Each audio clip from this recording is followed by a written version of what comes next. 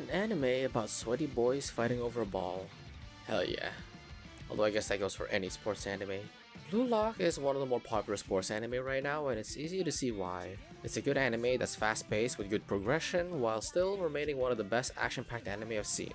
Seriously, it's kind of insane that the first season of a sports anime has better action scenes and pacing than the final season of one of the most popular superhero anime. That isn't me trying to knock down My Hero Academia, it's an anime I'm also fond of, but like most other anime, it has its flaws. Blue Lock also has its flaws, which I'll get into in a bit, but the story is pretty good, the intensity of the scenes are great, and the characters are also varied with so little of them being unlikable that it's easy to overlook the flaws because you're just having so much fun watching the show.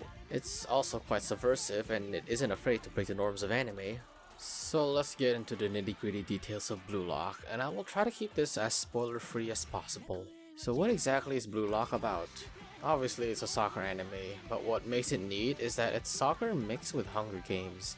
300 teens are invited to participate in the Blue Lock project, whose goal is to create the world's best striker so that the Japanese soccer team can finally win a World Cup. That's already enough of a hook to get your interest, and luckily the series manages to keep the momentum going. What I like about the series is how it totally forgoes a typical teamwork theme and instead focuses on egoism, which is one of the central themes of the series. In order to become the best striker in the world, one must become a selfish player who only plays for his own goals. And while it may not be a realistic representation of the sport, it manages to make really interesting dynamics when all of these egos clash. Normally, I dislike characters who have these character traits, but because they're all so well written, it's hard to hate any of them. Not only that, but they also still play logically and intelligently, which avoids making the games and decisions the characters make frustrating to watch. There are a few times when a character lets their emotions get the better of them, or that they just play idiotically, but it's only in service of their character development. As for the writing, considering how there are so many important characters that we're supposed to care about, it juggles them all really well. All these characters' backstories are handled really well without interrupting the flow or pacing of the storytelling. I like how each flashback is done during parts where they aren't as intrusive to the action as currently happening, which is a problem I've noticed in a few animes I've watched recently. All of the characters have something about them to like, and the author knows how to give each of them time to shine.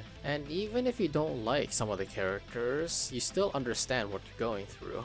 Obviously, you're not gonna like all of them, but despite how mean some of them can be during the heat of the moment, we see sides of them outside of who they are as players. A great example is Baro and how meticulous he can be. It's small things like these that allow us to relate to them a little bit more and connect with them, and it's fun seeing how they interact with one another outside of the field. I mentioned earlier that this anime is action-packed, and saying that doesn't give it enough credit. The games they play are always filled with tension and are never boring to watch, even when we spend a lot of time in their players' thoughts.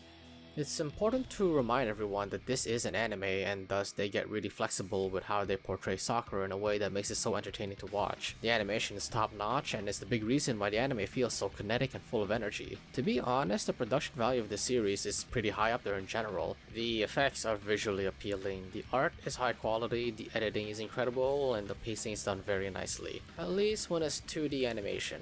I do have to criticize the 3D animation they use. While there are times when it works well, it is quite distracting when they are used because you can easily tell when they shift to it. The models themselves are fine, but the animation for it looks a bit awkward, and you don't even need to scrutinize it closely to notice it. Look at this example of Tokimitsu holding Nagi, like, what's going on over here? There are also a few parts where foreign characters are shown in the anime and they're supposed to speak English, but they have Japanese voice actors still playing them, and their English is really bad. Yeah, that's right. There's no reason I'd come to place like between two beside earning a little extra dough. Okay, that's enough. You three are acting like children. The only reason I bring this up is because it really takes you out of the anime when these non-Japanese characters clearly do not speak English very well. Not sure why they couldn't hire English voice actors instead and have them speak broken Japanese, but honestly this doesn't really break the anime for me, and it's a minor issue. I also have to add in that the soundtrack absolutely rocks in this anime. I only really bring up the soundtrack when reviewing anime when it actually has a significant impact on the quality and my personal enjoyment of the anime, and Blue Lock is one of those. I think the first time the music really did itself justice is episode 7 when Chigiri shows off his weapon. When I watched that scene, I was feeling as hyped as I was when I was watching Ultra Instinct Goku for the first time, and I'm not even kidding. As a final note, I'm gonna go off on a slight tangent and bring up Kuroko, the first sports anime I've watched. Before watching it, I never thought I'd be interested in a sports anime since I wasn't really big on watching real sports. But when I watched Kuroko, my views quickly changed. It was really entertaining, it made the basketball sport super engaging to watch, and even though the character's special abilities started to become closer to superpowers, it never really harmed the quality of the show and its story. Kuroko ended up becoming one of my top animes of all time. Because it was my first sports anime and I ended up liking it, I did what my friend did and started to compare all future sports anime to Kuroko. Either they're better or worse than it. And honestly, that benchmark hasn't been used much until I came across Blue Lock. When I got a few episodes in, I thought,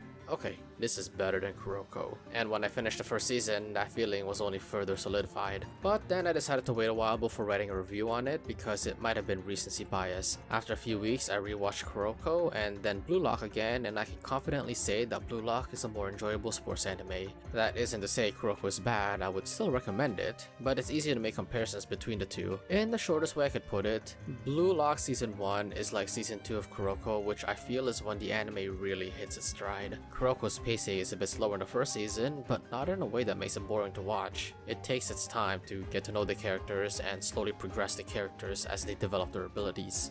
One of the things Kuroko does better is actually hiring voice actors who speak English with an American accent for the characters that necessitate it. Anyways, that's all I have to say about Blue Lock Season 1 without spoiling too much. I really recommend this anime if you're looking for something exciting and action-packed with a varied cast of characters. So for now, I'm gonna give it a 9.5 out of 10.